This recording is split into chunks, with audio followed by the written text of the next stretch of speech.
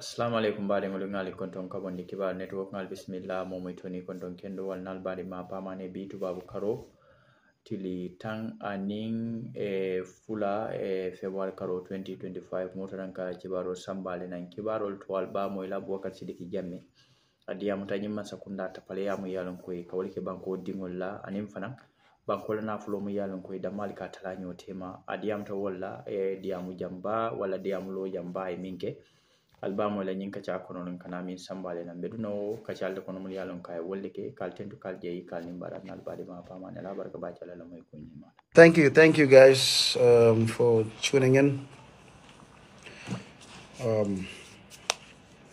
Allah baraka for joining in today. Okay, gana kacha kuma sorojang. Ngalan ko ngai fitro be kering amara moja be fitri salon kunya lela. But we'll find time to at least engage each other a little bit. Have some discussions regarding Bankola al halo Benyamin Wadankono, which is very, very serious. Especially in the last couple of days, some of the developments men finted on cool men do not a lenkinamato called do kaja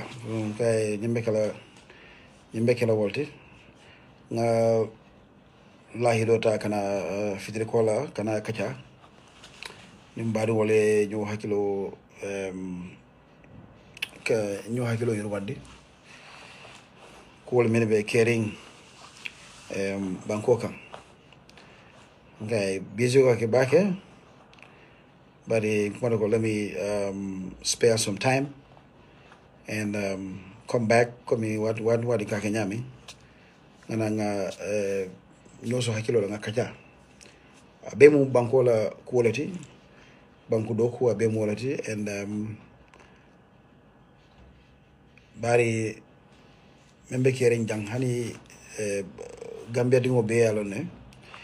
Many be Gambia bantala be Bangola al halo understand like yeah we maybe caring cool mandara takuka and near kuje kule asabu so all national ning cool meneka dunyo kono akabedele kana call franfansi mole understand be kodandra kala na kebal bi jang Mr. Jundu kay Mr. Jabi Kunta Sister Fatu, it's good to see you guys. Pamodu, so Dabo Kunanko, Guy Dabo Kunanko, it's good to have you. Yeah, thank you so much, Sister Jarai. See you out there. It's been a minute. Guy Famanoketa. Mr. Sala, thank you for joining in. I appreciate it. Mr. Jaita, it's good to have you guys back. Thank you so much. Allah baraka. So I will ask a small favor. Nal bemwekan clearly, without any hindrance or voice. Give me a little hands up, so I can know if I have to raise my voice more. I can do that. So I would like a small, hands up, like a thumbs up.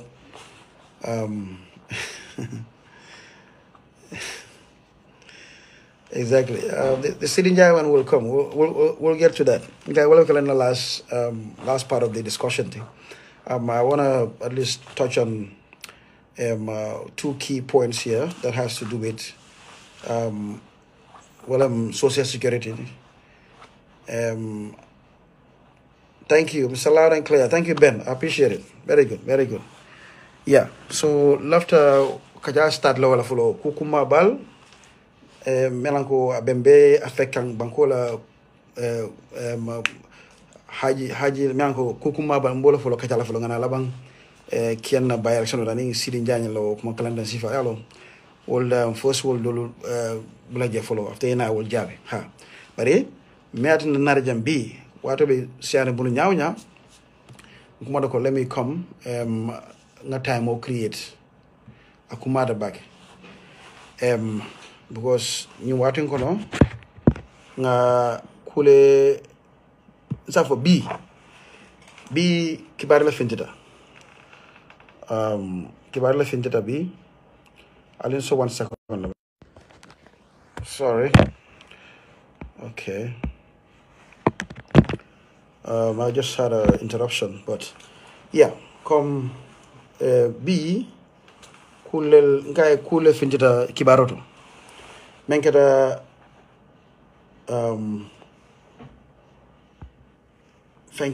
menketa social security. Sorry, more than text kanjam. Kuntama inara live whatever somebody's trying to text. I don't know why.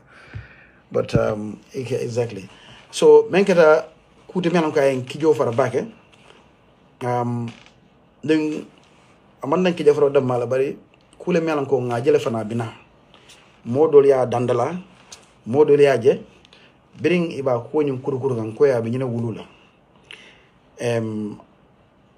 Menketa na bankola pensiono do kulal mi be gambe do kula be karo kariya ka fendene laje ka fole social security and housing corporation finance corporation abe bundala mi an ko masakunda kirikiri pour do kula mi be banko kan ni be do ko la do ko ila fonninke wato jamano e ka domandinke ila ni jo wato do ko la e ka domandin ko bosi ka fayje pour mo be ya amuta fanje ni le keba wato sita sa sufol ma no kotanke on sinani ko do tanke ma ko yala ka fole pensiono nala ko rasi ta keba do bi hansa bi wol lokata banjul kata pensionota do si bonan fo jara min ben do kala no PWD ano fanke sifalde sai wol do alhamdulillah sai be sangita woron fen sina pensionota masoko naka do man ndila pour fana na keba wato si fan suturano ajale kana tara ngaybo dato ha ñinam pensiono la nafati so bajala ko ibe keba dula ikana tara ibe mol dani la ibe mol ile ngay be la banta pour ila masakunda fanansi i support no ye bulule kan kaje ko fanansi fanno so masakunda dokula doko nsafo dokula be gambe ko jang karo kari e ka fenne bala joto e ka feñu so security budu mobe ka de wala nga mol soto je men wol marta walla ka kurenyin ka tete ka jibe ka joko akana bula bulkono ay tar yirwa kan ay lafa kala invest la dolto ni e kuje men ko business nende me sakeno je ay fendo wulu iso fanan keno man se kuno loi dilale o right dilale pour so fanan keno pour ko do yirwa ko do kana tinya mo la keba dula isina nyin ko do sike ka dila ke fan nafa ñinam social security nafat bari nada kuje ko wala bi membe kirim bila keta bari mbe commencé la kunundo manding kanyi mansa jawol la mirenya ka ken mande molie ni social security banko bela e ka nyaadi mobe ka doman nin ka fuda na susuo pour nin kebata ngam fanna fala mansal ka sodon kono jam men ke nyaalo ko do kan ko do ka siala hay social security men ka tre bulu e ka même manage aka siaba ke maje gambe do kula be afeka ko do dun ji yalo on ko di chakante bari mansal nga men so janka bo ya jamena kana itol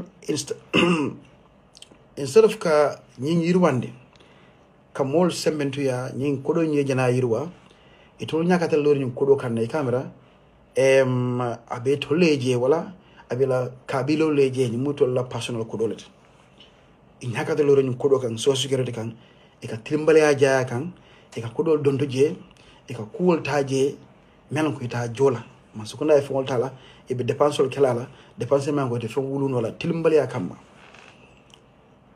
ka social security ka attack ka kudo bodi jamen ka kukutate bari man sal men ko ko man tar ko rekirin e nganil man tar gambe din wole e man bala fa gambe din wole man bala fa gambe foirelo wala nyakal lo nyin kudo kan instead of ka lafa it will ka pare ka nakari kabiri ya jame jamano ngala korosi commission of inquiry jana commission ko indi jam ko yaya nane dalasi kodo 1 billion killing wala munem billion te wala 1 million killing ya sinya wil killing wala billion te ya jamme wolta donto kaya fan donto wala jana bulu donto so security bulu ya jamme mon ko ya jamu la asi ya so security don no munala ya jamme ko dota ya rafan ya kai kanin lay dada walla commissioner lo wona da findo do commissioner inquiry ngalan ko say gamme jama nyina ta walla le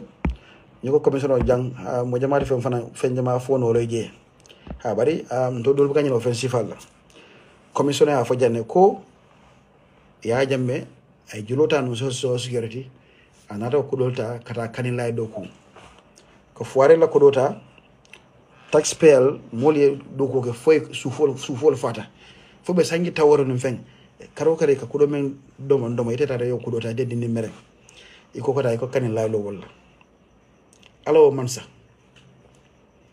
a food a meta nyawnya kadi lay fele bi hani sise bon wala fi setat hadma do foti la je ya jami ko do ta beti nyaje a hana la ruwanya maje atete la je a barinte la je adinte la je ala mo kendete la je abeke da fui ala ya ko do ta fundi a kensende say kanin lay woto mo nyumol ka tamba ka taaji ngaje mo le bulo ko sila kanin lay be nyaari kanin labe so yala wo iko jibe ka bala fe abela ko mo yete ay la ko dota force to bonde pos ila poso kono atara la bon lola ite kana ka bulo ko say fa yala bon nyara ha ya jamme wala kem to lañu so su gere lañ ko dola ñu so su gere kilo i ñakata lo ñin kana wato wato i ñabe lo rakan dron e be ñun ko do mona ñami ko le melan ko aka share ha bu banko be ka men do ko mo be ka do man nin kejele ite do ko la je ba jola salaire la ala ko be so security so ñim man salme an ko hakilo ma yirwa itul ka ñame itul ka men ñun ko do mu feeran wolti kata diede ñame biri ya ñame bodde say mina topico ko no men me na nada ñin topico la bi kantum nga jala bi standard newspaper asafe ko man sakunda ni social security ibe at loggerheads ko ibe nsafe be ñoboru wala be ñoboru la munela julule tata nu social security julumendi say jowato sita dia mo sita man sakunda ni social security be ño sabaka so nsafa la men kedo ñimu kulel mi anko bala fa war baake non anyanta mo be silala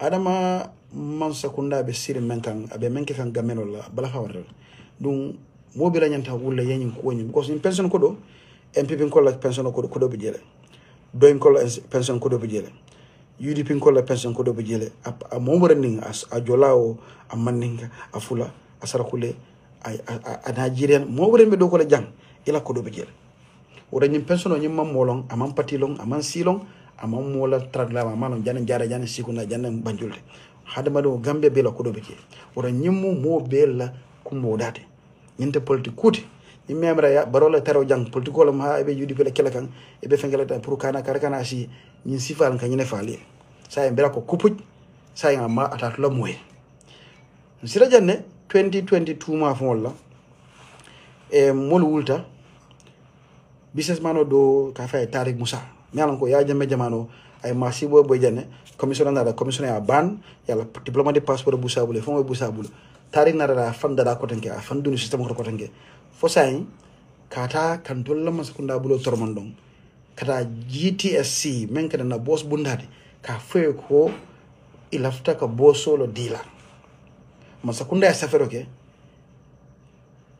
August of 2022 e safara ka social security ka fe ko bari alla boss company bi Gambia transport and transport service corporation men ka bosol marabi abebe wobe social security ko social security wala tamati so social security wadnu wadi man sakunda si luwadi la yela kodo ke kodo to pour ka kodo wulu bara person la kodo asijana la fa ni businessman ka kumare bake isela kodo ke je example social security also they are also telephone social security telephone na Gambia petroleum mai essence ka maradame ngana essence maradame membe mani dari ha social security fana ye siyaso to jele ha so fana ila kodo bi jele na ndol tax jolal man sakuna dokula la kodo abo fana ndole ya fahamle so ikara investment kala pour kodo kana tinya kodo ilafa wo betatal sai ni Gambia Transport Union Gambia Transport Corporation abe tollo onda Social Security abe tollo onda which is fine but inatele na ko hay lafa bosol pour que upgrade e ko lafa Gambia Transport Corporation ke la cool sikandi e ko be bosol lafa la même da fo boss keme masa kunda ya safara ke August of 2022 e ko lafa ka bosol le dila nte munna company de Gambia Transport Corporation nte le alon ngana operation ka nyame ninna CEO ninna boss ninna kolbe nto ngana ngalno kana business ka nyame nto le alon msolata boss jelela munduma na solata la nyame la faka bur dami la faka na bur dami mun tele la do kote sai man sakunda mun haji sarwala man sakuna ra si ko la faka GPTC la GTS la boss ko bole la fala lela mo jande Tarik Musa wala ba koma mune wala interest je bosol ka kude ba muta yenyin nyini approach menketa munti Gambia Transport Corporation iko la faka la operate e fama meme la parent company te wala social security bi yo sa fe letrola iko la faka la bosol ko ko tol de man sola bosol of course wala yalla do ko la ito la ka menke ni solta bosol ba fala len I manjere fon atul etul mansakunda etul remind fal alla fa bosol no atul ñing GTS solo da bosol la ka bosol la fa baseni banjul ning Dakar ni bisa ba fala la solo da boslu la bosu woro la bosta wonte problème sorry bari ma ñininka imal sosje imal ñininka imal opinion ñininka al wulta rek alko ha la fa boso di yalla ñininka ya man solo bosla social security wotumo management beje wala ko yon tol ni de man sola boss la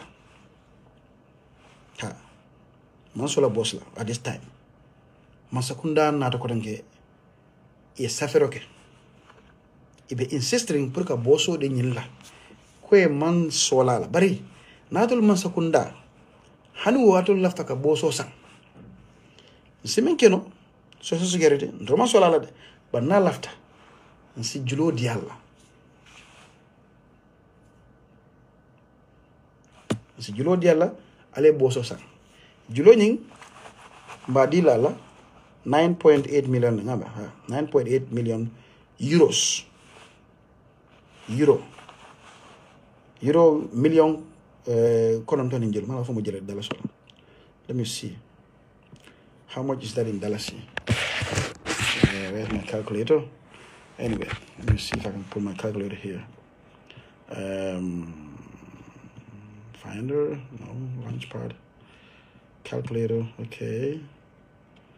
9.8 million, 9,800,000, 9,800,000, okay, 9,800,000 euros.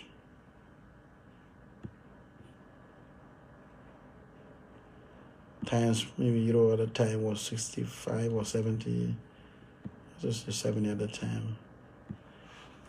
Okay, you're looking at about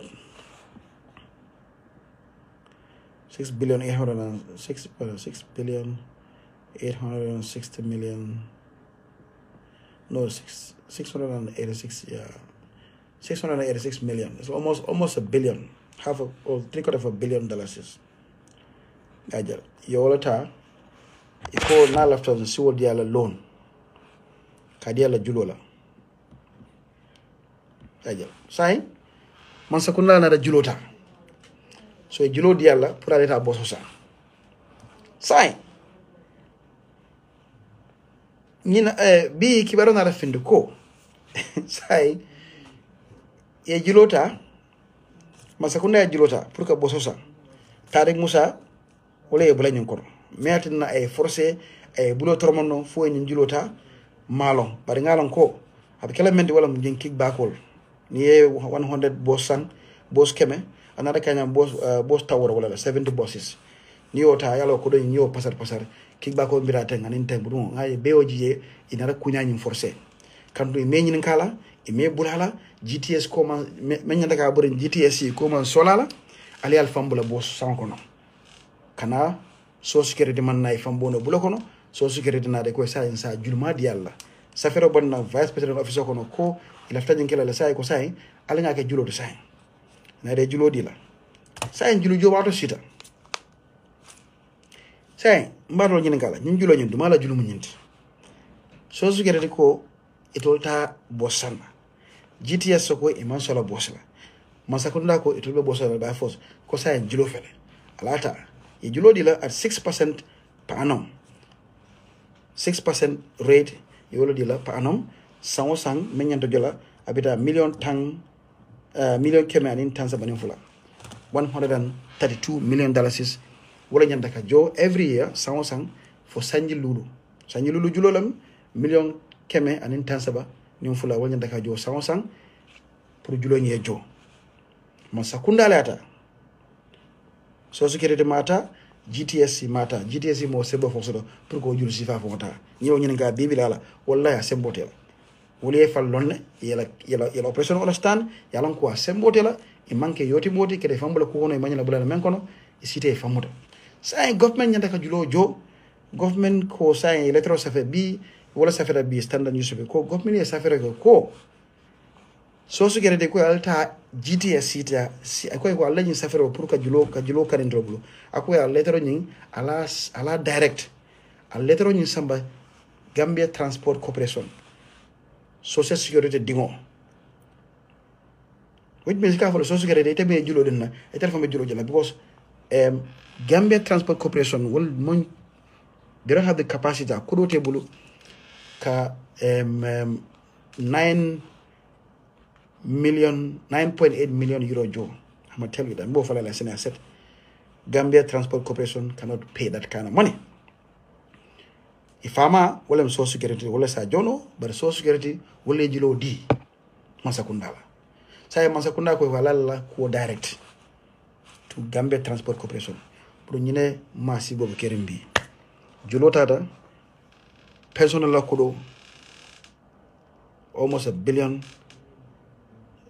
dalasis atata julo kono tarik musa nyelo kodolta ye boso sang boso mi ko man solala asila foto neblo ñu boso be ci bor damen fang tarik musa nyelo kodota menyande la kodo soro wol be asoro je yela kodol be domo ki ba ko domata kulus busun dol domata kulus soro kira kan na teran naka sa kudel jita mo be taral hajola duwol janjanta pudum foarewol ning taxpayer pensiona paru mo menan ko gitara banjo son dala pension la bakani dala civil kilen si wo sita bi bulu kensen sayen julo fele julo mala do malta masakunda ko ta jola ko ya samba GTS ko rete bulu siben jo GTS pharma company wala social security company wala GTS pharmati wala fanan wala julo di e julo men di famoto jono la Gambia bi nyina be kere adama baro masakunda bi mbenyin tembe dal ya jamme menke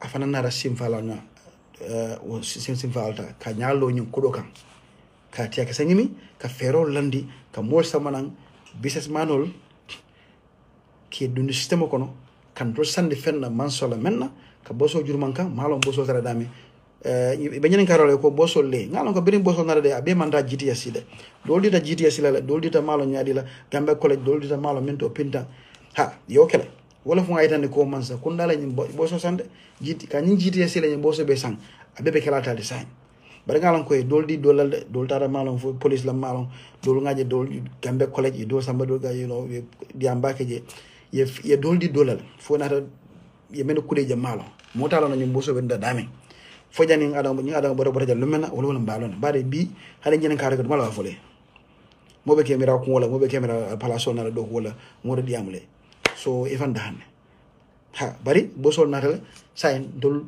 GTS ko rete bulu senyi na mi no jo menna hani wol tala e murele kamto bi ko na mi no juro bondi ita bondi nola ha abori nola ko rete bulu so Tarik Musa me anon ko ya jamme masa kunda e masi bo mbo jam commission la be nyaajal ha wole sita ay mol kunamu anala tadal hajola ay na masa kunda kunamu a yamanta ha buru ani mine ko do mo to lalo so beñine problème ko no bi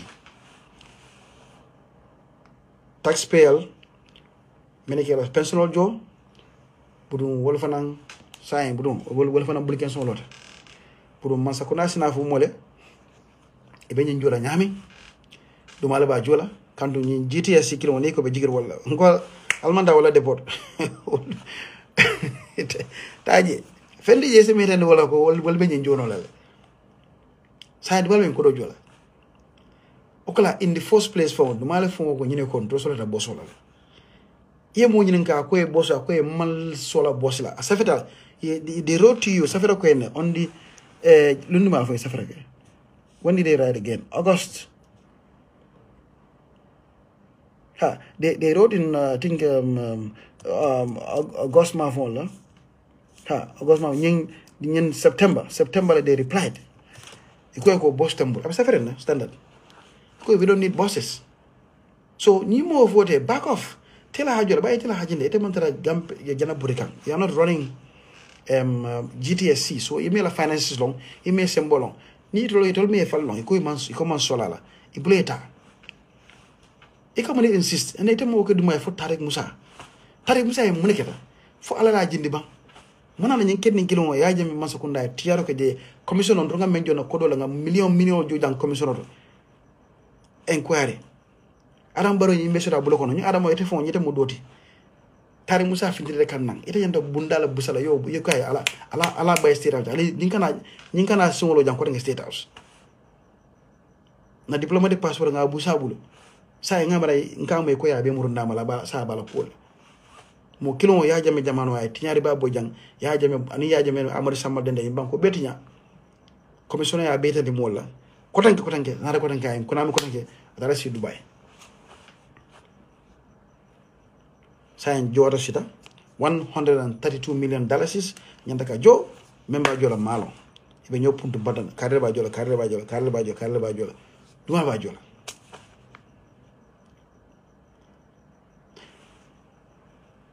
so ya den kanyum fo nyin problème kerenten sa nyin kodo yalo nyin itabla ko ha MPP kodo lenyit UDP kodente MPP kodente GPP kodente doy kodente nyin mu gambe nyin pensional do kana jang parmo do kana jang wallahi ka banan jara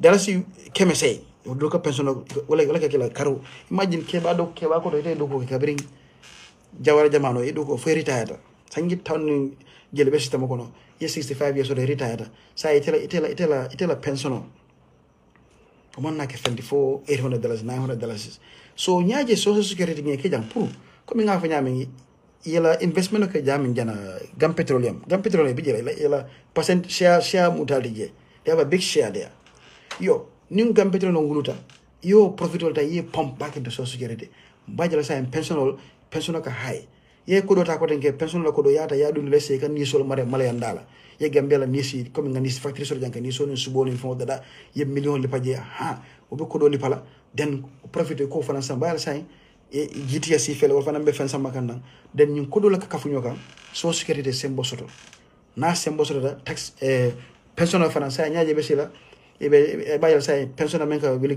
keme say soto wala wili kilin keme fula wili kilin keme saba ajel afana say ni wili lulu ci seno naje na bonan jara na sonta kanam fama jana no ina la pension olta ni na la sonta ndolo fa ka passo de le besela menna kan ñu pension ko dota dinda sere ko na ma sekono idun de mani bodo kilin safula mani bito manol kan mani bodo o wili flight yo e fan kany dule dem jana ne ñen tiene jana yo dabar so ñi besela mo le passo de essay para kata ramuna la tata la pension ko ma combo ya ndara pension ko mo enen combo enen fendina o manke wonde kuti subara sai akamune kos sai ke balbe be jikiri dingol la ni ke bara bodi ko itela ngay bo be dingol la bulo kono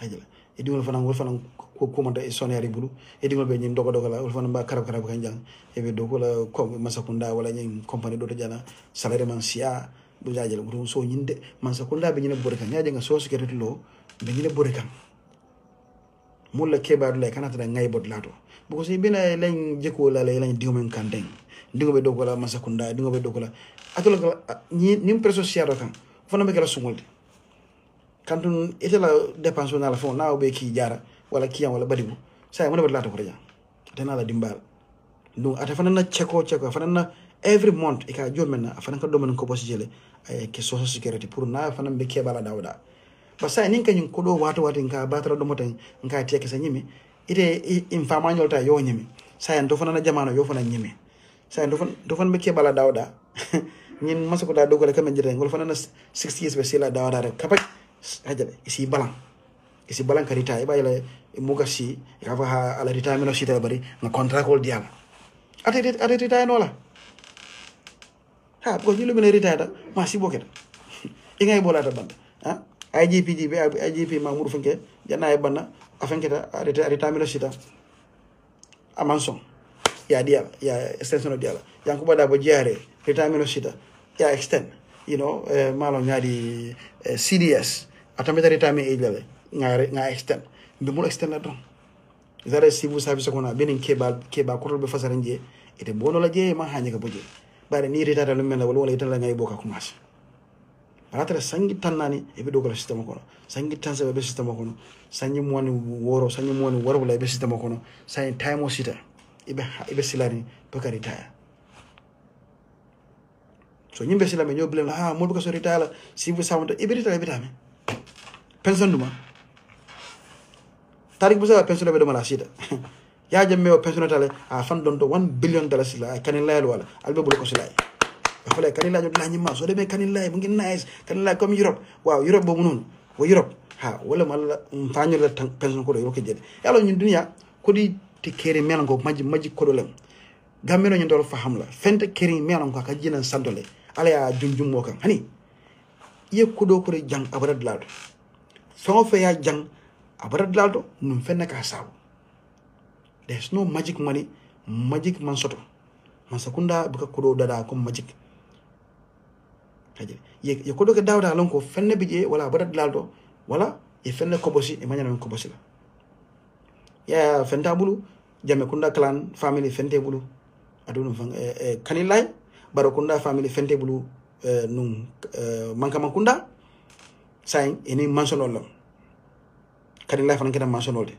manka kunda keda mansionol de bulu ko so ha yo kodol amaka magic tide ha meo baro mansa kunda manka kunda mansionol lon ka bulu ko sai me kanilay lon ka bulu ko sai nka bulu ko sina masi bole damante manim faham yalla ñing mo be ñim faham kay peño fo man sa mbe dal kam peño la bari ñing kuma sifal imam pare ñin lay moy imam pare ñin lay futa momo lana ya jame jamano akata ay information oni ño kala mutando ni hakil yirwa kele make sure mo kana diamu mo kana femfo ay mo be bouté ay mo be bay banta ay mo be exile pour mo kana diam kandu ñumol ñaayelata wol wala be kanilay banen bari balako mfala nani foni kebal jara kebal kien kebal wala pension o ya be pundu banta kono kanilay be tiki takala baro ñol fana e fana ni lañi tarik musa malo yin ko do dum min do kan dum ñu ko do ñi ngala nga be manta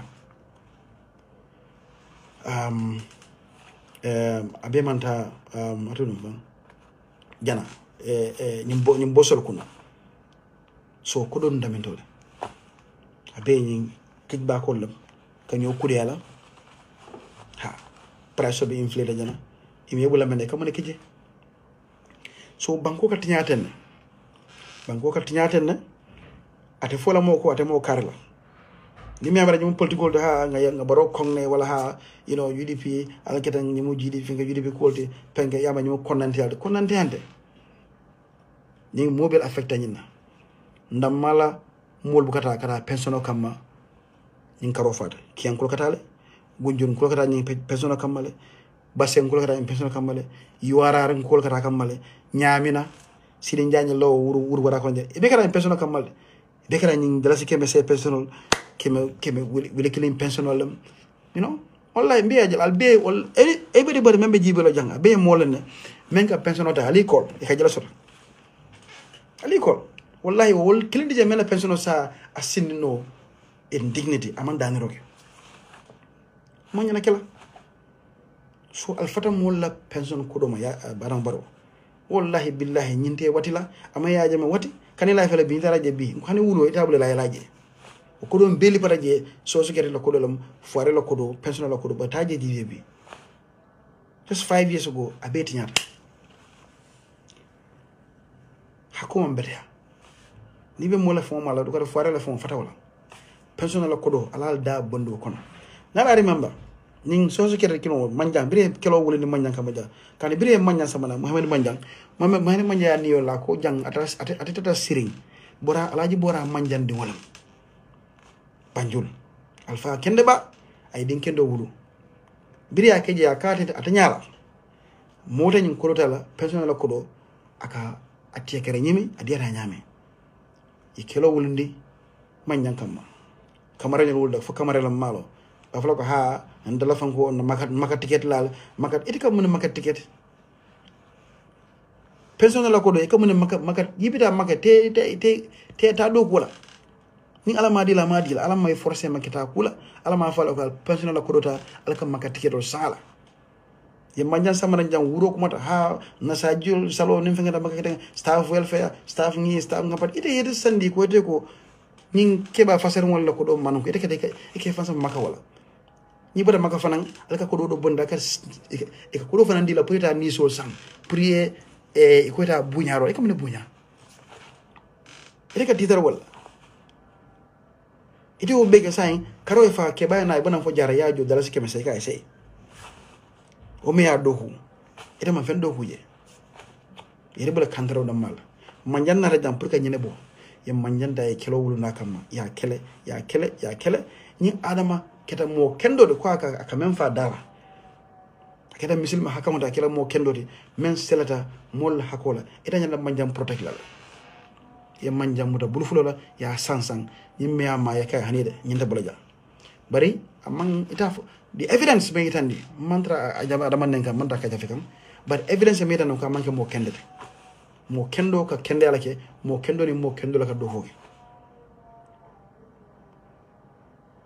ay la moy a tawta e manjanta man fenke ya bondije ye mo samana menketa e afon la bari noti ka fa salum mala kan wo dendal fo bari dinna man fo benki dum wala bang bara la family dam o samana biro samana budu wata mo lam budum ton sol ning duol ning fo bejita la rapaj ko say budum ha ka do mo la bari manyande je mo kende je dinkende je say fengel rene joina baka o banjil boñi rene joina MPP ngoni ani man salum manja ani other people abant say mu there's no oversight budu nga bira dira nyami nare ye bulo siti ning julu jawala ya lantul kan mendal almost 670 something million dollars ya bulankante sain juwaro sita mazakunda ko ta jola e ko ya akimindo social security jana Gambia Transport Corporation GTSC ko ditol bulu e men jono ndu ya fu ene kabirin ade beginin ko man sola bosla alkanan sandri bosla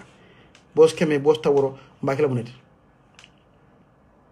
ye forcé bos samala sain juwaro sita mazakunda fele ko ta jola e ko GTSC ya jo GTSC ko tebul bu ngaji be sain nyimbela mana damin dumala bonola anin nyim dumala be problème soto le na mo fana jibe nyimbe mu adama la record le nyaaje nyi be sirinje be niyo la kan e malla fi ka ji ni la do afala tatam tenenten be sirinje sekli sifa la kan be bitri nyi ku sifa la kan bari foarol tenyi jenola fonsi nyi ndol tanga fintundiye ngaki wodiol ning diamolti moli understand e be silare nyi nala nyaaje ka sila ko saya ni kay man saya ba ite ko do mbebe nyi man saya kono sangi tang hanu we ko ta bulala be sirin ko leka ndu ning amanken to la ko riti ika mo balal kule men ko mem muy fontate natre en tela ko dota jam ma si ara balal no ba nyinta mo ta nyim balal no la ni me kabra ha yudi bin ko ha ya long ha naka indians bage ada ma ate sonna jila naka silani sila kutije bos man samman so sila jang after adam baro yin kusival balali ite fum kafirolte I don't care who you are no wallahi mo libe kelala hani mo UDP la faale adu you don't care ni nara jang iko be nyim kusi be simula la kan ni be kelala le fum UDP don fum jidi ci ala be men kelente la ala lo bare man so man sana adama ko mo jang iko be simula len fansi fal kan ene mo be kelala bos nyinte itante mfatande ha Gambia bel tamundi afula amaninga jola akiyang abadibu a GDC a MPRC a mo bella ko do be nyin kono I balante bala imam balawo you are part of this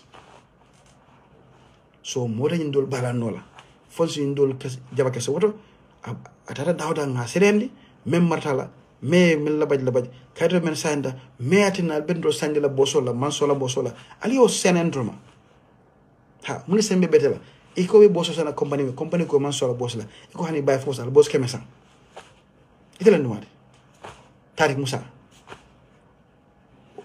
o contrat ko fana ya tenda min dola kande mamo ya tenda ja sitare ko Tarik Musa ba supplier single source imayele ko mobe apply company men sa supply ya supply dambe company bi jele mo do bi je men la fa mi men sa apply bari mo beke uji men ya dada ya tabi fa mota ya la Tarik Musa bloko no afane men di ko tabi momolo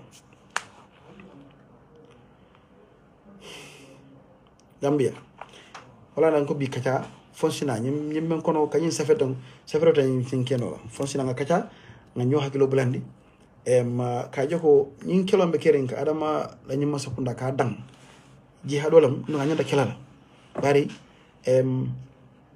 nyake ebe foire lo nya fitaka me foire talo ne fampe sai modo sibi abenen rayna de mu jidi pele asimira jawode wala wallahi na long why ibe nyin tragan kanyin ko dang nyin masa kuna sifa ka dang abe inshallah nyato aba fole thank you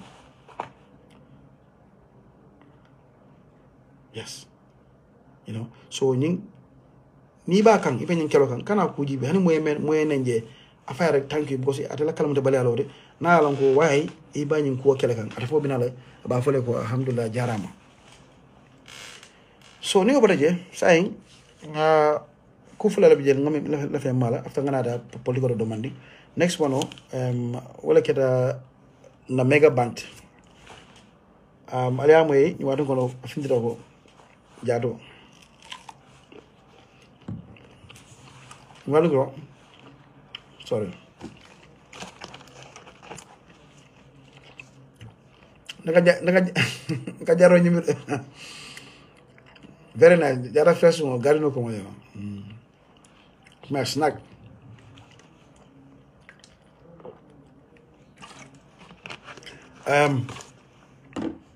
so kumo fana fitare baro kono men kata mega bank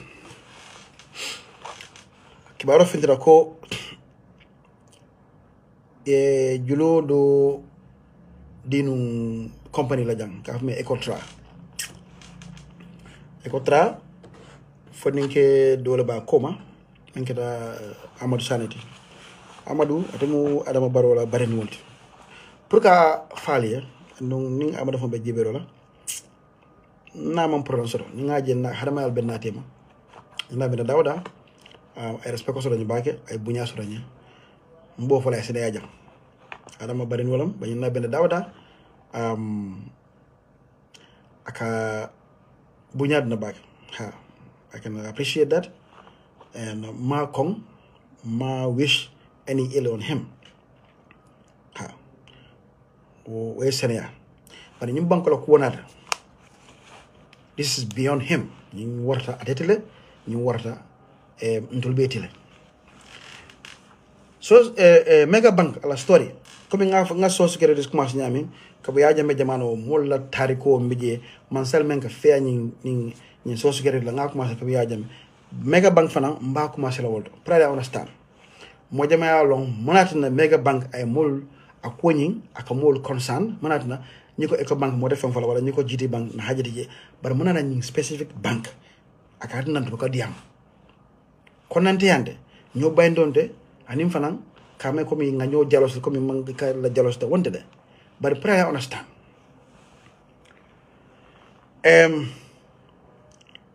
ñing banko ñaaje ka fa ndola la bank mo jama understand mo nané ko na bank mo do ñi nga jafane ka ñing julu ci fal di mol la julu mentara $600 million wala kemo woro ka di company la risk bala bije ndum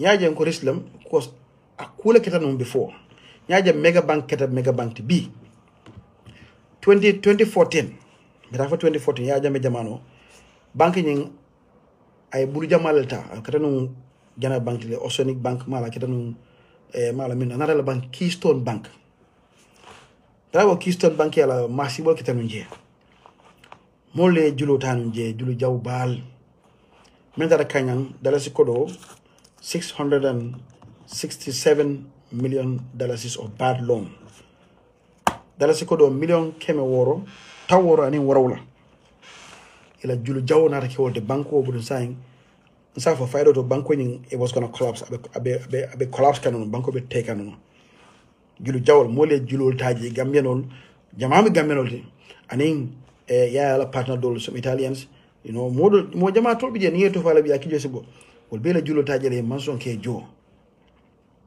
taraka nyang $667 million around 2013-14 ma fon but in 2014 Central Bank naraja ko nyum banko nying ko because of the comme banko la health financial health system nying e mala fi nyum banko ena fail but ay mol panique ndi ay mol discourage ndi banko ko la ko ni banko failta mol la ko dol tinyata mol yemanta mol yel mena ko do ma be jela ko dol kasarete bulu aka mol la confidence mol la jikowa ko la tinya in the banking sector. So Central Bank, they have an obligation. Central Bank la wajibu la kajo ko muhadama do mol la confidence kana tinya in the banking system. When you banking field rek mo be sila mo be tela ko do kamana nyingi Zenith Bank yella ko do bondi ja ñu fana sike fana fana jana be tinya la bar ngana ko do bondi ka fa le run off. When a bank run off ñu bank run off habunta aka panic la cause mo be bari prip ha bana nami hana na jana eco bank nga be ko jani ba be close la kar mala mu wala fana be collapse la mala mu be collapse. So once that panic sets in aka bank la financial system ko la crumble. So Central Bank with this knowledge imam pare no pour ñu bank collapse ya jame la masakunda kono ya jame la government inata through the Central Bank inata ni bank ñing rescue man kata Keystone Bank ye $667 million membije ya wipe out so for ya liquid ya infused with liquid ya kodo keje and then video be clear ya book sold clear inara another 300 and something million keje men ya samba almost $900 million ye men keje total pour que ñim bank ñing ka kuta andi ka revive ka jul jawol men bije bad debt sold kebe clear book sokono then yo julolta ye samba AMRC Access Management Recovery Corporation masakunda la bunda menka julol kaning menka masakunda la julol kaning wala ni solo la fenateng wala ka kaning droke wala ka masakunda recover yen julol be password ni $667 million keme woro million keme woro ning taworo ning woro wala ye wipe out masakunda bejo na masakunda ntol gambe dum wala taxpayers money amanka ya jame fala ko rit amanka defala ko rit mo la ko rinde masakunda la ko do ngani bank rescue wala ni mega bank dum ka fay Keystone Bank in 2014. Then we took over the bank masakunda nata Central Bank government go bank inta so wala na kitan to la bank so na kodo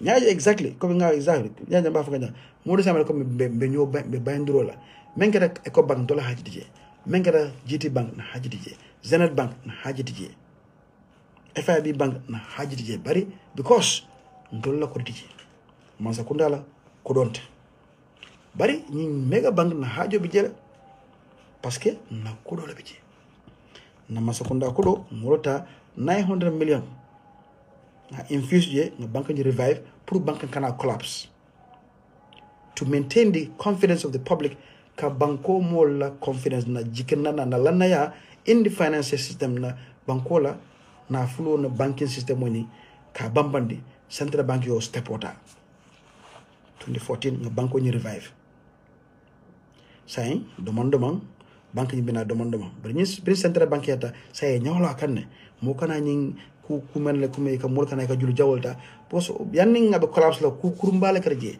mol kana ka julolta million taworo pitel hajol gambe diwol e tolbe mbul jannet dol ñinga dol to faja wuro sukuma widiri jantek albe jibere sare ko naka bloko si be mo kuro e ñim banko collapse ta rasi be jibero la hansa o julo dol hansa ma julo jo ibe noma dol ma johan sa dol atebul fe ba jola men ya jamala pardo do bije something Francesco malo nyari Italian olam aka sila da ke no wonin $1 million kema fula de no borta from that Keystone Bank jani yake mega bank so wala ninga julu kul mun foten ndol sifal fonsi jaforo soro demande bari kule men na keta as repeat no kotanke say nya jambe diamo again ndol na kudo bije 2017 mbirim baronata ay nyim bank tara aba kata kam bage central bank yakata yela mol kije yela more smart no kije bank on to make sure bank doesn't fall back into those kind of financial indiscipline ka kodo di mo la ka julo pasa tan julo men jono la so bank yela cool tamande yela profitable selekan banko nyin la bunya warta ko tanke men kata mega bank def mo jelante la bank ntenga ka 2017 nga account e yan say ya faham so bank ni ta fosa be healthy kan nite mu mansa dote men hakilo yiri wata diga ye gambe kanu ite nyanta mesolo la mega bank ay ke the best bank in this country ila mansakunda system ol be mansakunda la payment ol be mansakunda la account ol be nawek nyol account ol be GR la account ol Gambia civil aviation everywhere mansakunda la system ol mansakunda la every prestataire a be ya be force kay albeta ali account ol jana mega bank ye mega bank forum woti ay sembo so ay bambang nyaato fon isina fon ye branch do fon wala je you open another branch of mega bank subsidiary yoke mundi agricultural development bank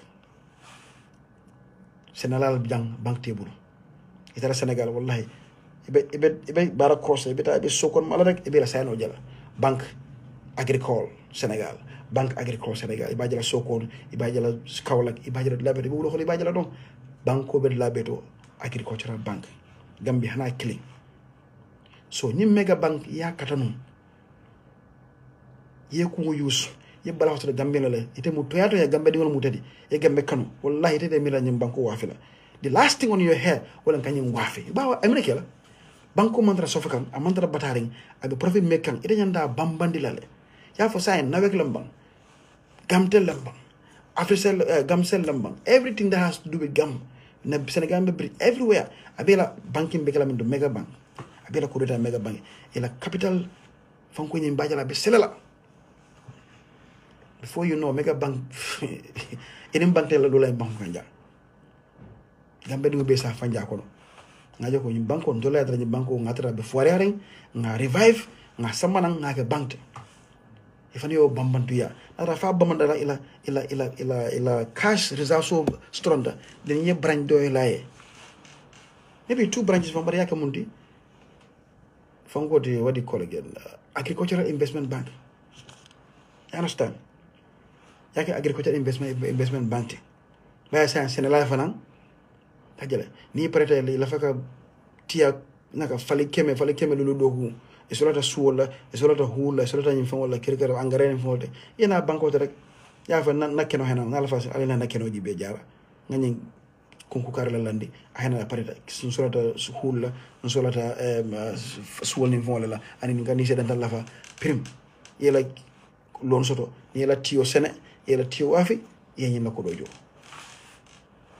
bari jang sene la hani sene la killing at hanya la ko ngoti nyim banko ngo de jibel gos wal man na wala jang ñi najira bankol man najira presentor makoy e man tol haji soto wal be fasun ko wala jang el tilale kay mi ala be jetal yalo ndol man dal makka kam fenna e man dal senala makko kam fenna ñi na reality instead of baroy ñi mi resifa so de Gambia 2017 da sita rek ndanga ko makal man ka 2017 ada sita te man fofo ni mira kany banko waf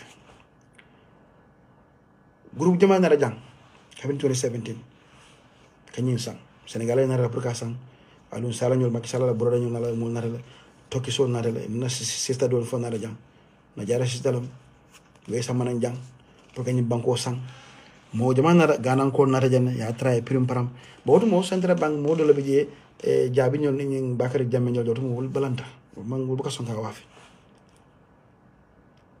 ajal bu ka son bara olta daba law bay bada fan small samana saying ata fe men sa fa no yes mano hanwe man give up in bank la again mega bank mantra bataring mega bank mantra in a financial distress mega bank mantra in financial jeopardy for to a point me alanko ila fake wafi ya munake mana be wafi mana yebe korontering ke wafi because ntela miro niaje abi hamerin kanyem banko wafi because na nim banko mu Gambia la bank tin dolla ko do ya sinde dolla ko do ya dada kube kubo na ba kela ani mo be sunna nyola nim banko do ko sunyola bare be wulanka ni ani de nyen julo sifa ni ko ben dila ni te diala bare ni man koy do man kewlo ina e million kema woro diala jana tenin ten messi wuro nga dia because bank mun talent so bank adiara ko yate memory ni mbela bank mu nyende Gambia be ciow bare na ko do na de ni lu mene na ko do jo ya be muruna ma million keme kononto 900 million ya be se ko ala fele say nala bo kubar nyobul fine so birito na de to ni to hakilo do daga instead of ka bank ni yirwande ka mega bank the best bank in this country ka bankola ko be la nyin bul tia sonol ning tia sawon ni fala be tru mega bank ni bela aji bank la mana ifon la bank do kada ka tia sawon contrat ko ni e ka di aji bank la Mohamed Jalla bank why Gambia la bank bidje mega bank mana ne man tia wa fini tia sawon contrat ko di wala ndonga tia sawon beke nga tio sang nga mola ko do everything through mega bank why not nde bolo kelanu bare wala no only bank nyana kon tolle na kodo man sakunda kodo la lo imo ke de bayte be mirala be ni wafla nya ibakan fo la mo ko congolais do lan congolais tolle e ko wala nata e banko waf ya wafi duma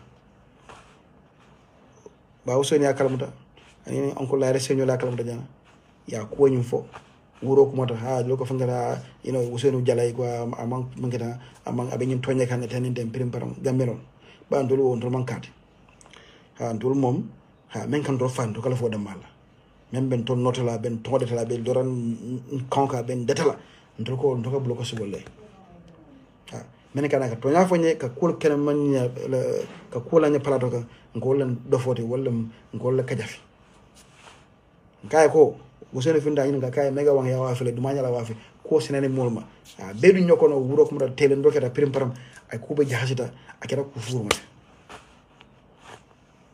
banko tat say niye banko wafi say gambe tante e ko ya wafi jela million kema woro ndole men dundu je is almost 900 million na men dundu bank to bring ba takan from ka rescue from Keystone Bank ka ke mega bank wori nyi ba wafi la wafi wala even though mu 2014 ko don bi ko do mankil 2014 wil keme o musayi wil keme fulat ka zola dala so 2014 dala so bi dala so mankil so nyingo sannu nying masakunda yo men ay bank rescue man no is almost 900 million $667 $1 million worth of bad debt Ngola clear now that infused with cash capital of about 300 million during year Jame 2014, saying that's almost $1 billion of investment in Gamenko Bankun. Ni ba wafila. Kana boy to wafi. Balafa Gamenole. Keep banku din kendot. Be a patriot. Profit or double, ya have 2 billion or 1.5 billion, at least 500 million profit in the Gamino kwa rafele. Any wafile, nina na profit je.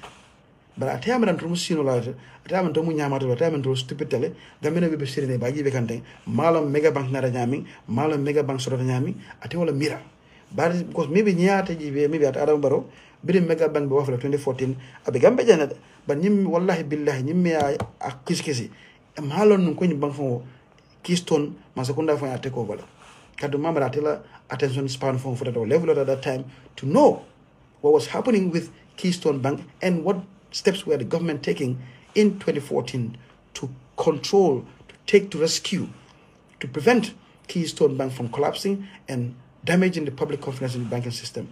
Mamera adama inshallah wallahi among tra toje kan but mamera atewo kalmata at that time. So me atela jerodo ntul be bo lokono. Mala kara nyamen man fen kalmata be senete be fonyo menna. Hani So awafita menna naga nga rescue menna na banko nyin soto menna, it's almost $1 billion. Give us the $1 billion back. How do we form yembo endela? Because nyaji be inflation 2014 in scientema umu war janet. So kodo nyina barako na nin sa man killing or at least hanna be kila munit $1.5 billion awafi wala. But even if we have for $600 million, malon something like that. How insulting is that? Ya boden do bloko saya di Congolais la. Saya bolu bloko no saya mutum yana julodi bari wala company la. By the time you feel like though we cannot have any oversight over you, Central Bank have no oversight over you, but they say intol tata ko tanke. Abadan do bloko no saya mendere saya. Is julodi anybody la? Ela business partner Kalilu Baganyol Kirikar anybody. Ntol saying we have no control. Yam fund in the bank la ya jamanyala kube ha udemba mba comment la wata even though ma sibo de bu karadola bandola karola ay common sense use wata saying wo be dara ya lete palado ya be kasar imola bank ta ya wanter inshallah ninyi man sakunda falenta wala nan koy ko adama be siri men kan atela lo no ndomanda sila nga ha linga domandamang ha ala nyinga fenga sa ko ha abe sila la wata sono ka ji tatam na de dai 10 tam ke amanka alata ngamenol wala sila ka ji be jaka fi amolla mamiro gameno mo de sifate bari ntol ba folal ko ning ibota man sakunda be sila nga nyin kata ha itela technical team yo mune study ke mune de samba nyin conclusion do pour que mega mo wafi yemune je mun taman ser sifala ben mega bank la fo mega bank ite amere be collapse kanne pour ka wafe yemune ke what did you see ite mun je mega bank me anan ko me ayitande ko nyande ke wafe yemune itande la they don't show any sign of distress among debt comme la julu jolma like what exactly mun trigger dalon sign fo se nyininka you have to show proof. Okay, yes, bugo fele, you never year 20 nangam, the accounts were this much, if a jikan attending wala and getting bank was struggling, you have to explain. Then you burn all the thing, you may have done bullet and you are on board than keep on in an idea to allow 5 CGs and getang, kotanke, Hana Tio Queta, Nimbe Fola. Caro Hanin told the jam, Modo van an Philo Bugata, Nimbijan. Before so Kabaha, well, and for her, the Gila, until I told. Ni strategy nde bara strategy pro logo la jang ala nga tonya ko ñoy membe ke like ha kana silandi mun sila la bor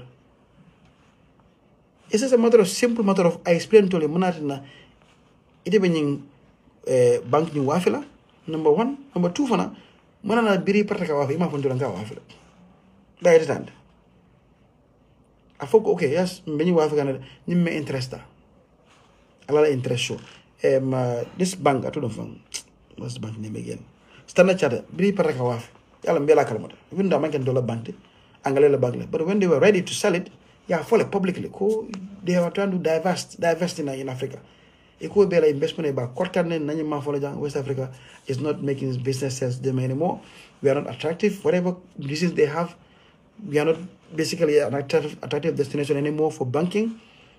And they were going to sell Standard Chartered la ko Africa ke la banko Africa was Gambia manga ko banko dum yananko ay sense make it a kotanke. So we all knew they were going to be sold.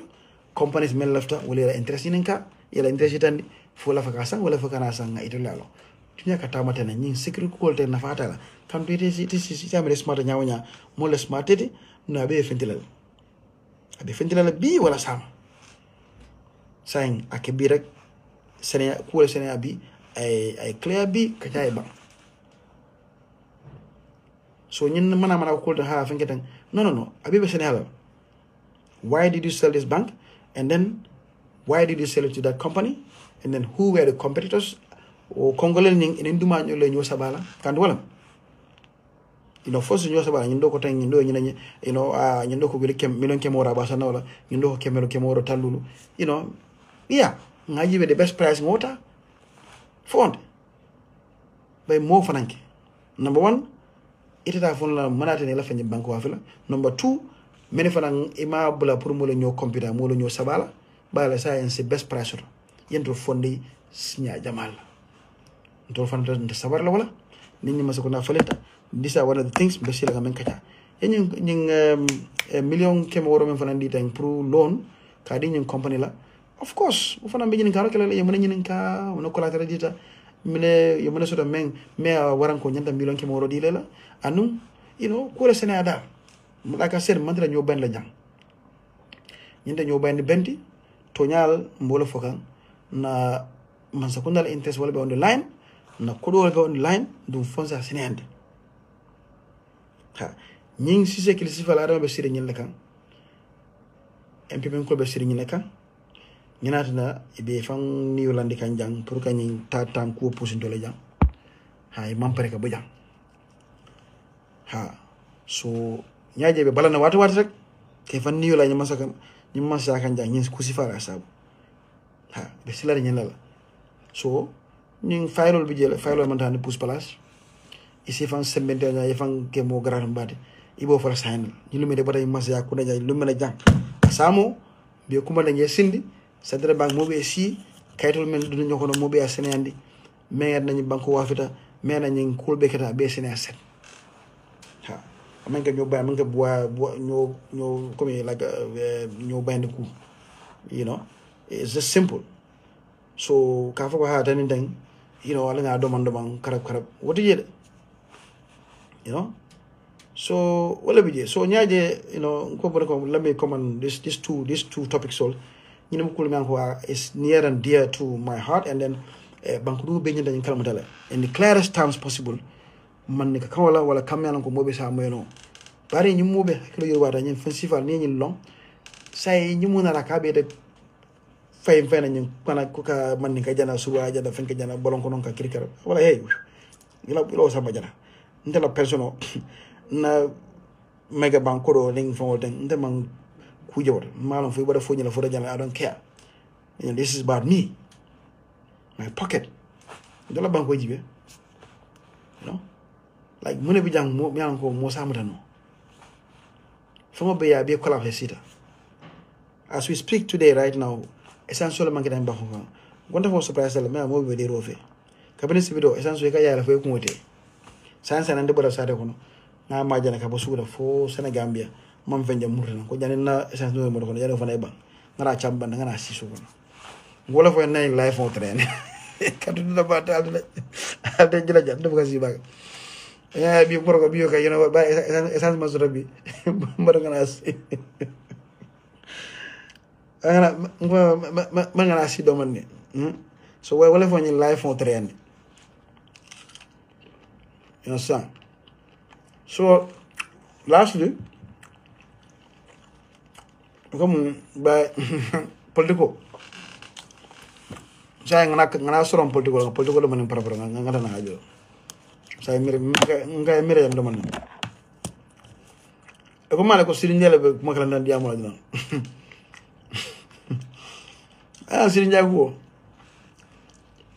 reya se wajan ndem pero ndem boyo ndem ko yalla o bankende ya boyo ndem ko ande ngante ka adama barol bilen ha kan mo mango ya yame jamano hani fole suwo ade sirinja bu lu asola wala ko la fo wala tili woro ministère ya kementi tili woro wala ministère ala bu mo le fo jaga kalante ak mo fo ya fengeda ana ya tar abe seringe ata odama la tialon kati ala adam baro dendala bela kanilla bela be ko tira gine odama tialon kati adama dendal adama fana ro tama la ko den adama ateni sirinja ye lola muti e ka sena ana da si jang asa be feka mola sa fado do sa telam jam president sa kanyaji be hani nanyo lam chanyol nan wiide bingol men magala melbe MPP ngaya la ñene siri jakara mala faka ko recevoir ñene siri jabe tamaga ibe ko ko mo ñane kamera mama sama ha police abe tikita ha ala wo ndanga la blem so ngawe ka ko ma pour yide bingol la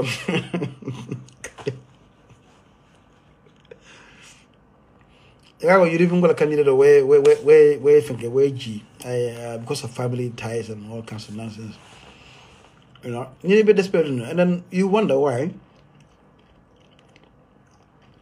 Brother Faham, you wonder why a small by-election by-election campaign, the entire basically political weapon, the entire political tool of the MPP, they are all descending in Masabe ward. If Silo Dalala, if Greda Samuel Dala Kurubarsla, if Polo Lord, if Kurkela Pruka Mol Nyamu. For what? For a single ward election, the whole entire MPP operators are on the ground. Because what's at stake for them? In their head, they have to convince Adama. But right now, the biggest problem with all women call them Adama hanging. Adama alone remember Nyato.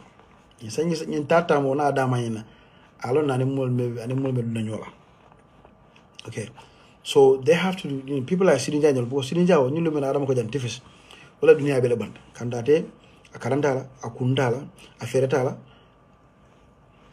ala taftala pura e balu jang afon without masukunda mantra atete kan kam mo fiamo la pick up on na mol na kodon police won ka fiamo la kodo so ate nyin adama tarata katala ida ta si america o ay fer bar jangwande ate ni mol sila yimbo ngata wolon jela ko ta wala fer ndum eden ka ni mol sila jang ate alon because ala evidence le man roblu jang abe on record le committing what you call subversion. Mulie carte fay according to the constitution banku di wole la carte fay ite ka wuli ka fu wala carte yemen fay is null and void e mansamen sendi atakalla banku kanja where you are subverting the will of the people. That's tantamount to what you call treason. Ate luwa mentinya wala nyoke banku jamaja ni America le kisama firing squad ay crime balake na tebe on record ya de usually sirin jala na mol borta nda fere kono dol jolanta dol dimo jolanta fere ko ba kono aksino keta dol fayje dol fara silo kan dol tata kan karan konko bine fara je fo refugil kete je ka domoro dila ni deni wala be ko mol ma nyina wala so ate ada atela tero jangam ma tenen gamino lo nyonya kono jibe adama damba abisa o sunu wala bala lumen adama ko assalamu alaikum a kodi jang ate is finished, he knows it. Asa fa nyamani nyawnya fam dadi ni nyawnya nya class du njana ñu morna fam du nsa en ka fam tikita ka police be digita ka antullah haji tawt abokala sayn do adama lo dianda bulu adama lan tora yimbe kono wallahi ibel bita nyola ha adama be boyal lumena ko yaakere nyami priya ko tifa fa ko tif wallahi ani arabi dalu ngir walla atade sila janto la ñu nya ko jibe ja so ala ñin kalanta diamo be ndo andi buka danko so you know ñing ñaaja ñi masambe ko ñi sembo worte fi baake ka patio be jurmana masambe ka ko mo sifa be foje foka sa en ka desperate ka foko ale ala fo yudi bin ko e daha wodi yalla ko sa yite yalla ko wino wonte teje ka dun yite ko nyogoro kana sika fa mbiro ita si sukon wodo sai ite parata mo la ñi ne beje but why? Because now they need this masambe thing to come and show baro ka fa ko imagine mo hansa mo leftelele MPP because along nyaaji be kabring presidential karte fe nada avec la malo de MPP député karte fe fadi jan hani député kile mo so ka bu kalaji ka bonan jara fo banjul député kile ma so so o malo ni mo bo 50 no e kansulo nada ñe fadi ke era kansulo nada the same thing mo kendo be dada nakasa la banko area many be chenda ben mol ya buti habir so the confidence is gone ala mo wele kemena la kay meso do presidential o be yemanda mo wele kema fula yemanda male ndamen dol donc normalement hadama do buka ko nyama esi rek ye mo wele kemena re soto in December of elections January February March April pam ide na si mo kemo within 4 months mo wele kema fula be yeman e male ndame be ebula woman normal sai to le along yo kimo na robo ndami sai to le along fana be gambe no convince nyami kanyin tambe nyim place wala sign itol fe ni nganyare jang ela ni MPP go ganyada e si findino baro kan sai ka fa isulo hay imaje you know sai lo gamelo loftelale ka lo tatam subay tol bela suturoni la everything be jikere menna dol munu fale bayla dol essentiel wa fila lin kala ko ko ni folde sai wolle kere je ko te kara basal lin folde ajel hande gomes no sifalte man ko wol hani se bum mota kara fere ma understand you know people like Sidi Njanjol hani you know I don't know VDC chairman of Mota Kelade. So these are and they know it will be a capacity to learn along mobe you know if only for long you might come in your 20 thing. This is real. You understand? So this is the only time they can get this kind of privileges. So they will do everything to protect it. So they will do anything they can. I'm convinced that look, yeah, you know, yeah, my side more left teller. Pour winning force, in 3 in tata money force. But push that to the limit because world model we are understand will not take tankuna. Will be Adama push la for now be kala dame. Because there's no other alternative. Abandon. Nyinda malanda. Maybe you got Dr. was a muru weta janarun. Dr. was a muru weta YouTube weta rabarabaji. But the model be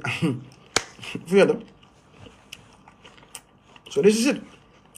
Allow me case it in your allow me case it the man. All those small boys. If I'm doing one fellow.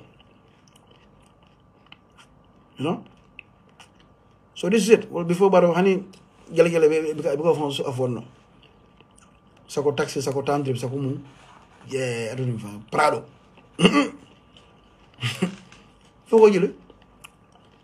So this is their last hurrah. Filamo M, Filamo J. So it will number of for down.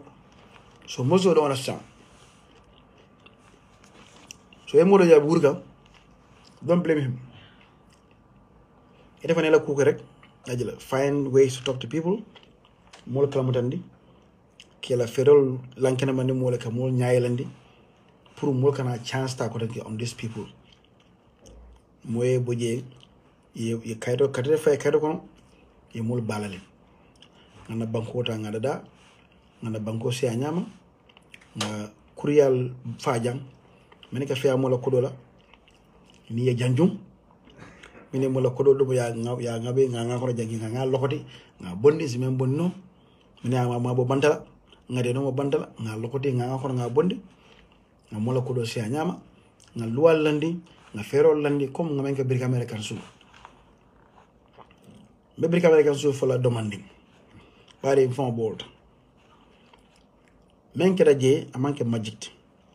It's not magic, it's not coming akira by miracle moyena ajang esita ila force taro mansakunda ila force coming into office yatara julo mi la council almost $10 million julo najel hani salary bika jono jawel hami ja wala ka al full loan la sometime pour aller ala salary fond jono ñing abi ñu jutune akona ni yabate yena within 1 year 6 months it will council turn around yo julol be jo ya can't will be reparandi yere resolution will pass almost 17 different resolutions to make sure council of financial they're all under you understand controls mota sign kasika chekol safeka molla kudol pesi pasal nga bundal be suki nga bunda jama abe ba suki na nga bunda jama suki to make sure ajela for sign ndoka si this year for last year almost 100 and something $1 million spent on equipment can invest on the people within 1 year. Sorry guys, I was having a call. So what that tells you, nothing is magical. It's something you really have to believe in yourself and then have a deliberate effort. Yankuba could have, Chairman Yankuba could have just come. I know system of contract. Afane continue. Afane boy, you never young, Jonganyol kai, Jambetane, yes, I'm a fee nila mel, ningele dohe, hamba, okay, Mfanganarek, na system of continue. Wallahi, he could have done it. Until be right now, we would have been driving nice cars and kudo everywhere. You go taffy, jonga kudo Kenyan, Fenketan guy kudo. It would have been easily done like that. But there was a deliberate effort. Yankuba came, said, I'm going to change the system. Is it going to be easy? No. Police style be kerajele, arresto kerajele, tingi tanko kerajele, jirijaro kerajele, nyomuto kerajele. Yes. Hey, Anta. How about you? I miss you. How's Charlotte? Nala, exactly. So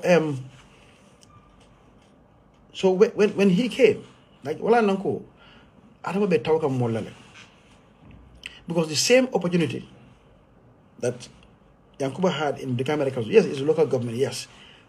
Adama had the same opportunity to reset, to set things straight. You are 50-something years old. You know, you are an adult. You know right from wrong. Yankuba Farang, 40-something years old. You know, you know, every human being likes some money. But then, when he came, the opportunity was there to just fall along. Any jonga nyala do ko million pasar kuru karab, and then West Coast will remain as it is. But he came with a broom. Same day, we passed almost 17 different resolutions that first council meeting put checks and balances on things. Because sign, if a million sign, every check that has to leave Brigadier Council, $50,000 or more, Yankuba will have to sign it. Chairman will have to sign before it leaves, before the check is endorsed. Immediately we do that, council's revenue start just ballooning. And then obviously you don't sleep on these things. Because so obviously they found another loophole. But in $50,000 is what I'm from the threshold. Anything over $50,000 for Yankuba Saje. Sign, they start going on the ground.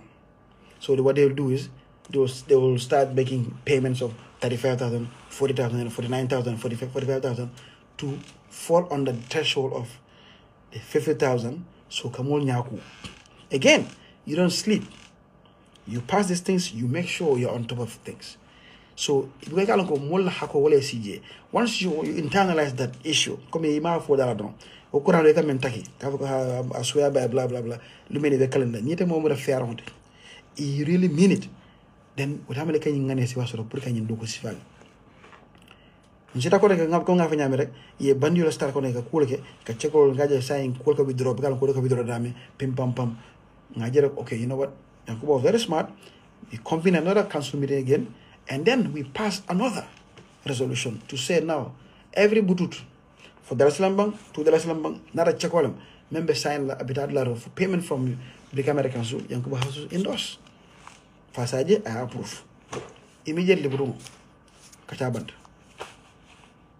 That's why within 1 year, 6 months, we were able to hanyo soto. Just last year alone, to spend $101 million on capital equipment, tractors, compactor trucks, excavators, pick-up all, 101 million. We gave away 300 scholarships. This year, we are doubling that number. Then we gave $14 million to each ward, to all ward councillors, 28 ward councillors. You understand? It's all within 1 year, 6 months. After inheriting a council that was basically bankrupt. You manke magic. A manke kun komi like bole confund. No, it's because mole wulta atrocity curiosity ako mbening kelo janna mbe kuriya kelo. So nkanyene fo ko Gambia ni falo kita ngana nyo nene mbe wulale ngani kuriya nga kele. Yankuba kele nyamin god local government side as a kele no nyama central government side. Albe koroje la kodo ka fitina sare karobela. Alta understand la. Kodo be jana nyimengo koroje ja wallahi mari nene bakele. Nyimengo Brigadier Council sangi saba commande ko Brigadier Council be selele ka dala si million kemen bonni ka fo bagaso ba fa lay nyama dal. Moy mbugala salaire fo jono aussi mira bagasan 100 million ko spend ka 14 million dollars di ila work council la kanola 300 scholarship di kanola I don't know how many million spend 30 something boreholes. Marcel almost 7-8 Marcel in 1 year 6 months. New for 3 years ago babale man nya mata la ha ko dije ko do bijel bi janko bana ya mera non ko e kami ka push ni men ga ngara UN ha ngara IMF ngara ni World Bank la fonko la ni project World Bank ngede IMF project e nakasa EU project ko ni folde e ka push wol ko yani de manda depo la EU kan ko do bijel so benyum bondi la benyum loxoti la nga bondi mu nga ko do min ya ke jang kerol min ya ke jang yo fosina ha e ka dum dingo mi ngi suki ha wala ket wala business sino nga ni keno so say next year fana be another spending kala ko tanke na silo fanda da tesito ko bana Nana Johnson kana fo council la bundara mo fana da tesito project in make it 1 year 6 months ago no police nga mo keme fula 260 something people ngole ta do ko la o keme fula nan tawara nan fe isi anyi ko ta do ko la yalla ko te jonol sanji fula ko mondo nyimme ko brikame council ka mo be silale ka mo keme fula ta do ko isa fa ko e man kende again mo le man ko ritije ko do bije mulbe siraka so alsa understand ko ñine kilo be keri ko do be janne fo mo si tewasiti ya kele mini ba sira kan yiba iba fexa mo la ko do la ke do luwato ke bondi la pala solto kam mol ke je men ko si banko tamani no ñinen kelote ni men ko ha ñu kuma man dia yalla ni banko ñu la bi ga fata bi ga ndel haji tawto ha mere be lo kan karefel wala si dia mo ñam nte ba fala ñine bi je ñim banko fas dada tilimbale asem war exemple ji yo social security iko kata moto sang so gambe GTS wala koy man sola moto la yesa ni moto la sa njuro sida albinyo penti bandana ika fo GTS ya jo ni GTS ka fo ko ndol man ta sola moto e fo la julo reta masakunda enen tare bu sa denta aliyem mo la kudul be ko tama sita gambe di wala ndebe sinde mo nya ko jibela so they think you change that we're gonna sit and write them like this. No, everything we have to have a talk. How did you come up to this kind of blunders? What really happened? What compelled you to come to this conclusion? You made an approach for GTSC to buy these buses. They said we don't need it. The parent company of GTSC said we don't need the buses. Yes, yet you still impose these buses on them. They said we can only give it as a loan. You took the loan as the government. Now it's time to pay the loan and you're telling them to go back to where? GTSC, probably a loan. When GTSC, 110%, they don't have no capacity to pay no 9.8 million euro loan. $130 something million dollars a year. That's unsustainable. But it shouldn't happen in the first place. Tariq Musa shouldn't strong arm us or use whatever maneuvering he has to do to get that contract. And Anindumala compete. Who were the competitors for that contract? Nobody knows. That should be public knowledge. We should know, okay, this company offered this to buy blah, blah, blah. This other company offered it. And then Tariq Musa won. But it never happened. It was single sourced as far as I know. Why is he that powerful? This is a guy that the Commissioner of Inquiry banned from operating in this country. His passport, diplomatic passport revoked. Shouldn't even Tariq Manyanatala even close to State House. But this is the Gambia we live in now. This is the Adam Barrow government. This is what he's sitting on. And we all need to endeavor to make sure this doesn't go past 2026. Because simply, the fact remains, our country, I don't believe our country can sustain this for another 5 years. I really don't. We are heading to a point of no return, and basically becoming a failed state financially and on all fronts, basically. The collapse of a system is looming because this kind of losses to Social Security, 9 point something, because I don't believe this amount is going to get paid. I really don't. Social Security cannot pay it. GTSC cannot pay it. Social Security is the one that gave the loan, so they cannot pay their own loan. Government is running away from the responsibility. So it looks like it's a loss. But how many losses can these pensioners take? How many losses? At $670 something million. How many more losses can these pensioners keep taking? Keep living on what? $900, $1,000 pensions after working their whole lives and retiring at the age of 60 or 60, whatever you call it. So these are matters that really, basically it has no boundaries. These spread across the all spectrums. It doesn't know who you are. These pensioners are everybody. These pensioners are all of us. The pensioner, they don't know whether you are UDP or not, or you are from Fonyi or you are from Jara. No. At the end of the month, go to Banjul. If you find them there, they are from everywhere. They're from Salem, they're from Baribu, they're from Fonyi, everywhere, coming to pick up that small check. Like I said, I know these things.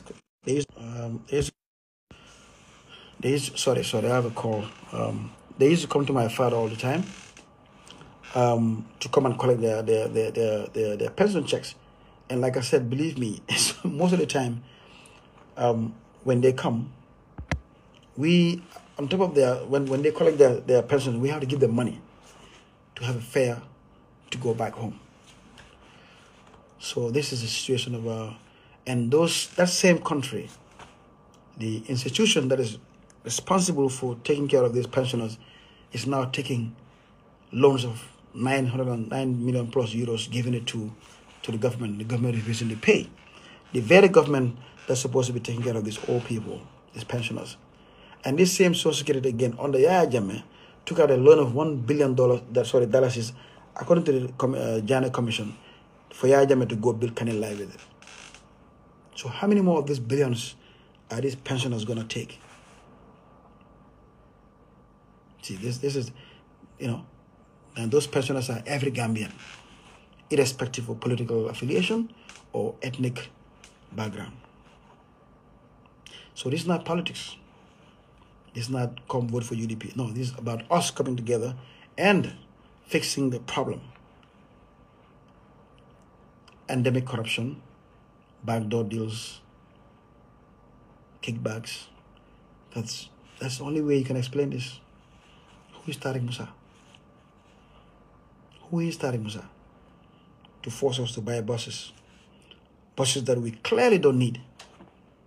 A written letter from Social Security telling you that we don't need these buses. Finito. There's really nothing to add to that. Why force it? Why? That's the question that we'll ask after Barrow. Right now, we can talk about Barrow's not going to listen to us. He can act like he doesn't care. Fine. The day that he loses that pen, that executive authority, on that midnight, over. That's when we're going to say that and talk about this. And it's going to come. But we have to make sure it happens. This is us.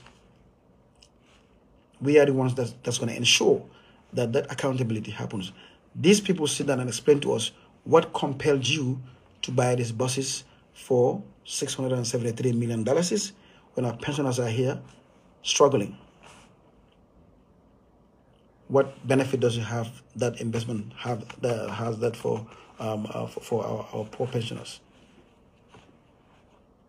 With Megabank also, we rescued this bank in 2014 when it was Keystone Bank with $900 and something million of liquid cash, taxpayers' money, to save the bank from collapse, because Central Bank thought in 2014 if that bank collapsed, the public will lose confidence in the banking system and there will be a runoff.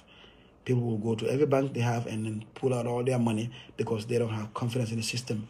Central Bank ensured that didn't happen, and we saved the bank. Today, the bank is sold to a Congolese business group. We don't know who they are. We don't know their names. Under total darkness. When our tax money was used to get this bank, to bring this bank to life. So it's a total disrespect and disregard for the Gambians and an insult to our intelligence. Because we thought this bank would have been pumped up, okay, and all government parastatals basically banking with this bank, from GMPC to Gam Petroleum to NAWEC, everybody goes through this bank, so their capital flow is high enough to a point that we can even create a branch from this mega bank and call it the Agricultural Development Bank. Because we keep talking about agriculture. You cannot do agriculture without money. You cannot do agriculture without good short-term loans payable with better interest. So our farmers can come, take loans, go get their groundnut. After selling the groundnut, pay it back. You know, we have no facility for them. This was the vision that I have for Mega Bank. And this the vision that I think every sound patriot who really believes in Gambia should have had for Mega Bank, but not to sell it. Especially a bank that was not under financial distress. There was no signs, public signs that we know of, that the bank was struggling. It needed rescue. So why sell it? So now you sold it to your people, your friends. We don't know who they are. Now all of a sudden we see you giving loans of $600 million to your nephew. The bank giving those kind of huge loans to your nephew is very, it begs questions. Yeah, it's just really too coincidental. Yeah, soon as you sold the bank to your friends, who I don't know who they are, now they're giving loans. $600 million is not a small money. So this is the situation we are in right now, and that's why I wanted to come have a word, have a quick discussion, and and everybody lives here with at least something to digest on, to think about. So when it's time for decision making, they'll come up with all kinds of foolish stories, tribalism, this is Maninga, this is blah, blah, blah, blah, blah, blah, just to, like bamboozle you and take you away from, the real issues, distract you. That's always been their plot, because they never want us to have these conversations. These are the conversations they want us to just be on foolishness. This is from Jara, this is from blah, blah, blah, this is Maninka, Fula, people don't like this, blah, blah, Sarahule. This is what they want. They'll come and poke Usainu Dabo, Usainu will say something, and they will go on the spot and say, Usain doesn't like you, all lies. Because these are the real issues they don't want to talk about. Bread and butter issues that are going to affect every one of us, whether you like it or not, irrespective of where you belong. These are going to affect you, whether you like it or not. From that central bank, mega bank issue, to this saga, this current deadlock with the government, between the government and GTSC. So let's just let's be smart. Let's elevate our discussion.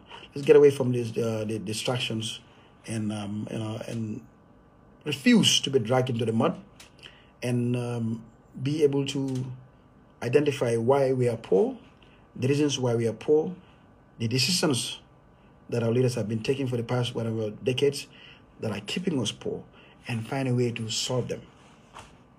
I gave you the examples of Brigadier Council. We're in the same kind of predicament when we came in 2023 June. Came and found empty coffers, $9 million is in debt, taking loans from people like Jar Oil to give us salary, to pay our salaries, in a desperate, disrespectful situation. Within 1 year, turn everything around, and now never. Actually, this year's budget, it was running on a surplus. We had about $5 million in surplus budget. Within 1 year, 6 months. This is not magic. This is doable. But you have to be ready to fight for it. You have to know where the problem lies, have the balls, have the cahoots, have the strength, and have the willingness to fight. So I keep using that example because it's a remarkable example. Just 1 year, 6 months ago, you were struggling to pay salaries. Now you are here giving scholarships of, last year we gave about, 300 scholarships, about $4 million worth. This year we are increasing that to $8 million of scholarship. This year, last year we gave $14 million to each ward, to all ward councillors, 28 ward councillors, $500,000 each to bring development to their their wards. $14 million worth. This year we're increasing that to $28 million, meaning $1 million to each ward councillor, increasing our health spending in health from about $1 million to almost $5 million in health and sponsorship for like surgeries and things like that. Where did the money come from? We also, last year we spent $101 million in capital equipment. 1 year, 6 months ago, you were begging loans from Jar Oil. Where did the money come from? Is it magic? No. We have to control. We have to find where the problem is, cut it off. The people who are doing it, get them out. Yes, that's what we did. You all heard it. Some refused to go. Some fought. Tooth and nail, they're not going to go, blah, blah, blah. But eventually they left. Now we're here. Just thriving. Getting better and better. Investing in the people more and more every year. Investing more and more in the people. So this is doable. It's replicable. It could be done at a central government level. We just need to open our eyes, take the veils off, clean our hearts, and take all this tribal blah blah, this nonsense they try to fill you with to distract you, to take you away from the truth, take you away from the message, and make you think that this is about who you are, who is that person, no? Once you get out of our way, wallahi, we'll fix this country. We'll face our problems head on and know where the problem lies and fight it collectively. Whoever it might be that's standing in our way has to go. Whether you are Mandinka, all of you are, it doesn't matter. Those people at Brigade Medical Council, they were all tribes. Yep. We found them, we get them out. You put new systems in place, new controls in place. Now we are thriving. That's how it works. So, folks, I think it's about time I take a leave now. It's been a pleasure having you guys. I did most of my thing in Mandinka, and then the last part I did in English. For other listeners that joined, I think I kind of helped summarize why I'm here, and all of us got a good piece of the reason why I came alive. Hopefully, this will enhance our discussions, and we'll focus on things that matter. That's going to help all of us. So when it's time for elections, we can all make sound decisions and not succumb to the dark forces of tribalism and all this nonsense, all aim at distracting you. These are the conversations they don't want the majority of Gambians to have. Once a greater majority, greater mass of the people start talking this language, it's over. Nope. Then Sinja can come and tell you, oh, you Bakau people, the foolers, they're going to take you to Guinea. All lies. Nobody's going to take anybody to anywhere. Nobody's going to take anybody to Senegal. Zero. They know it's a lie. They know they're lying, and in their heart, they know they're lying. But they don't want you, they want to fill you with fear. Once you have fear, the ration just leaves your brain. You cannot think rational again. Once you induce somebody with fear and, like panic, then all ration is out of the window. And they don't want you to think rationally. No. They don't want you to think analytically. They don't want you to think rationally. They want you to think with fear and hatred for the other. So, I hope we all take something from this, and we'll, come back another time if I have something to talk about. Okay? Thank you. Yo mbali mo limbele ya moi wakati diki ya minfo. danaka mon fen so tembe min fola je kamol tentu len dron kamol je kamol dimbara mo yalon ko le kala mo duniya fanna bela alnal bali malem pa manela barka ba tala mo ko ni mala